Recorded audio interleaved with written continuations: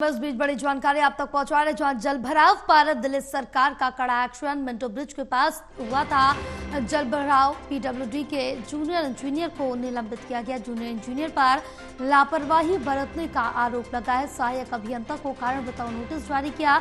Executive engineer से भी जवाब मांगा है। 24 मई की रात हुई भारी बारिश के बाद ये जल भराव हुआ था। बड़ी जानकारी आप तक पहुंचा रहे हैं, जहां बताते चले जिस समय भारी बारिश हुई थी उसके बाद जल जमाव हुआ था। इस पर अब जवाब मांगा गया है। जल भराव पर दिल्ली सरकार का जो कड़ा एक्शन है वो साफ तौर से देखने को मिला है। और ये जो जल जमाव हुआ वो मिंटो ब्रिज के पास हुआ है। और ये पहली बार नहीं है जो मिंटो ब्रिज के पास इस तरह का जल भराव हुआ हो, लेकिन इससे पहले भी जब बारिश होती है या फिर मानसून का सीजन आता है उस समय भी मिंटो ब्रिज पर उसके नीचे भारी जो जल जमाव है वो देखने को मिलता है। लेकिन अब दिल्ली सरकार की तरफ से कड़ा एक्शन लिया गया है। हमारे साथ हमारे सहयोगी प्रणय जुड़े हुए और ज्यादा जानकारी लेंगे। प्रणय, क्या कुछ अपडेट मिल पा रही, क्योंकि जिस तरह से देखें कि जब भी बारिश होती है या मानसून आता है उस समय कुछ दिल्ली की जगह हैं जहां पर पानी भरना तय माना जाता है, उसमें से मिंटो ब्रिज भी एक है। लेकिन इसको लेकर अब दिल्ली सरकार का कड़ा एक्शन देखने को मिला है। देखिए, और मिंटो ब्रिज पर एक बार फिर से हुए जल भराव के अधिकारियों पर जांच की है और उन्हें निलंबित किया गया है। वर्तमान सरकार ने ये साफ कर दिया है कि बार बार लापरवाही किसी भी हाल में बर्दाश्त नहीं की जाएगी और ऐसी लापरवाही जिसका आम जो जनमानस है वो प्रभावित हो रहा है। उसकी जीवन जो का रोजमर्रा का काम है वो प्रभावित हो रहा है।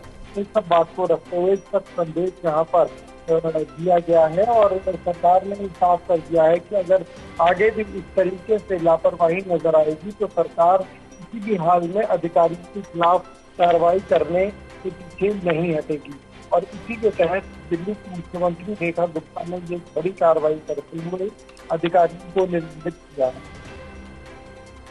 बिल्कुल प्रणय, क्योंकि जिस तरह से देखिए कि मानसून प्लान पहले से ही बना लिया जाता है, मानसून आने से पहले, और इस बार भी यही लग रहा है कि मानसून तय समय से पहले ही आएगा। और जिस तरह से देखिए दिल्ली की कई ऐसी जगह जहां पर जल भराव की समस्या हर साल देखने को मिलती है, लेकिन इतना लंबा समय बीत जाने के बाद भी यहाँ पर काम नहीं हुआ। लेकिन इस बार दिल्ली में बीजेपी की सरकार आई है तो क्या कुछ आगे और एक्शन लिए जा सकते हैं? अभी तो काफी ज्यादा एक्शन लिए जा रहे हैं, आगे क्या स्थिति सुधर पाएगी?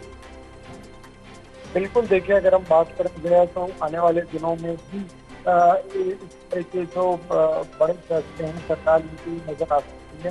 सरकार ने साफ कर दिया है, ब्लू पॉइंट पहले ही चिन्हित कर लिए गए हैं जहां पर लगातार जल भराव की समस्या है उससे दो चार होना पड़ता है। और ऐसे में वहाँ पर जो नोडल ऑफिसर हैं उनकी एक बड़ी भूमिका होती है। तो सरकार ने ये साफ तौर पर संदेश दे दिया है कि किसी भी हाल में लापरवाही नहीं बरती जाएगी। अगर लापरवाही होती है तो ऐसे में अधिकारियों के खिलाफ सख्त कार्रवाई भी करने से सरकार पीछे नहीं हटेगी। बिल्कुल प्रणय, तमाम जानकारी साझा करने के लिए बहुत शुक्रिया आपका।